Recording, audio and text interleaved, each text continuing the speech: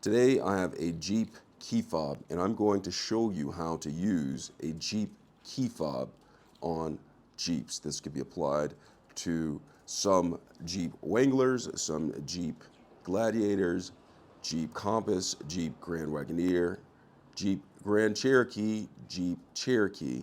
It can be applied to different types of Jeeps. All right, so with that being said, I'm going to go ahead and go over how to use this. I'm going to be showing you how to do the unlock. I'm going to show you how to do the lock. I'm going to show you how to do the automatic start as well as siren or emergency alarm just in case you left your attack whistle at home.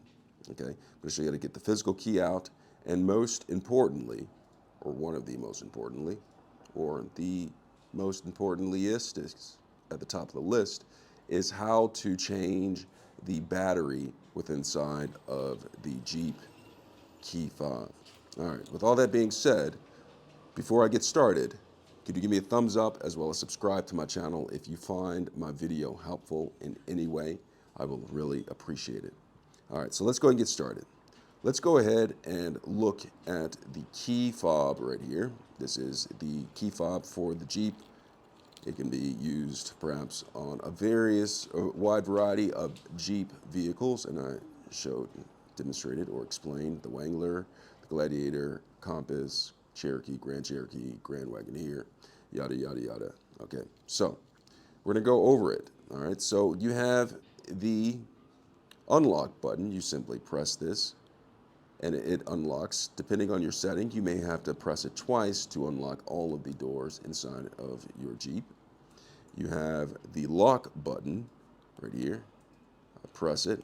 Sometimes I press it twice so to have a sense of reassurance of that the doors are locked. You have that. You have the automatic start, which I'm going to go over in a second or in a few seconds. And then you have the emergency siren right here.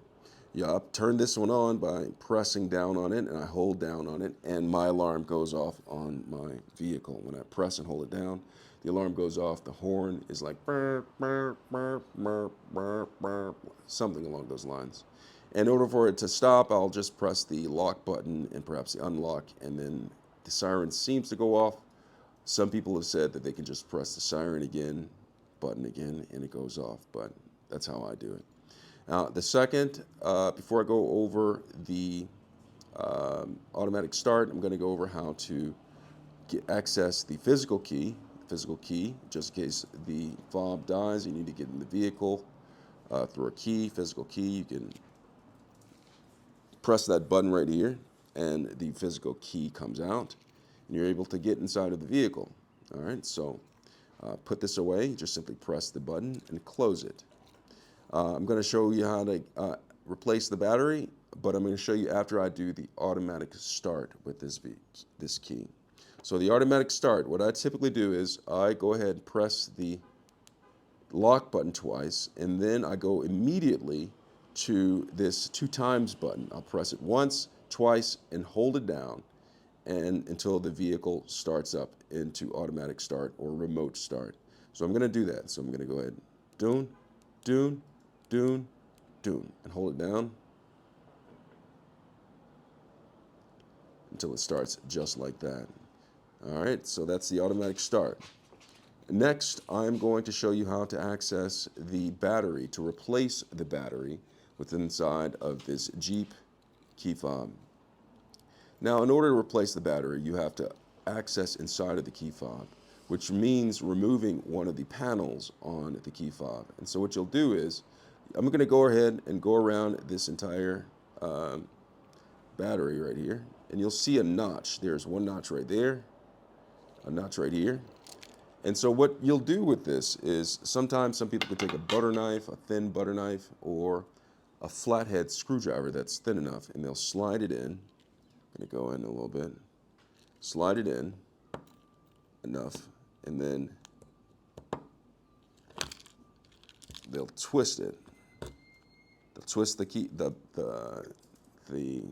letter opener or the butter knife or the flathead thin screwdriver, twist it, open it up like that, and then pry it open right here. I'm going to pry this open.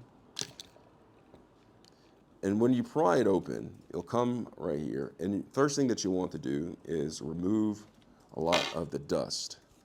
Some people use a duster. Remove the dust, debris, all of that gunk that may be up in there. You'll want to get rid of that because all of this stuff can contribute to your key fob not working properly. All right, so with that being said, I'm going to put that to the side. And then you have this side right here. And on this, what you'll do is you'll simply wipe it down, get the dust and debris from inside of that. Okay, so there's dust and debris. You want to get some of that out. And you'll do it again after we remove the battery because you want all the dust and debris to be out of it so that the key fob functions properly. Now, after I've done that, I'm going to go ahead and take either the letter opener or flathead screwdriver that's thin enough to go in this particular slot. But in this case, I'm using a knife, which I do not recommend because knives are sharp and sharp items can be sharp. You might hurt yourself. So I don't recommend this, but for the sake of the video, I'm going to use it. And what I'm doing is I'm going to actually take the tip of the instrument that I'm using, slide it into this slot right here.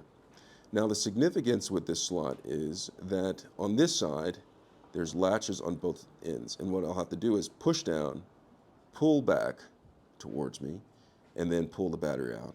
And the reason why I have to do it that way is because this right here, this well that the battery is sitting in, is to keep it into place on this edge right here. So you can't pull it out this side first. So what I'm going to do is I'm going to go ahead and take my instrument. I'm going to slide it in here. I'm going to put just the tip in, slide it in there, and then I'm going to pull it that way towards me and then upwards. Okay, so watch this. Pull it and then upwards. And it came up just enough. And if you're doing it too aggressively, it'll totally pop out and you might have to catch it after it starts rolling. So once it's popped up like that, you see that? I'm going to remember which side is facing up. And if you look right here, it says there's a positive, see that? And that's facing upwards, okay? And you also want to take note of what type of battery is in there. It says CR2450. It's a 3-volt, it's by Panasonic. You'll want to get that model number, CR2450. Pull back the battery. Now, some manufacturers require a certain brand to use. However, I've used different brands, but with the same model number, and it's worked fine. I say listen to your manufacturer, but it worked out for me. So go ahead and take this out and then dispose of it properly, whether it be recycling or the proper waste bin, and then get a new battery, a fresh battery, and then what you'll do is you'll line it up. Remember, this is the well that it sits in. I'll take this, slide it down, and I'll slide it down and then press it in, and it'll snap into place. I'll show you in a second. So press it in, press it down like that. It's snapped into place. And then, remember, before you put the battery in, get rid of all the dust. Then I'll take this right here, the top of the key fob, the cover, and I'll put it into place like that. And I'll slowly press down on it gently until it gets lined up. And then once it gets close, I'll use a little bit more pressure, snaps into place, and the battery is changed. And that is how you use a key fob for a Jeep. I hope this video was helpful. Thanks a lot for watching.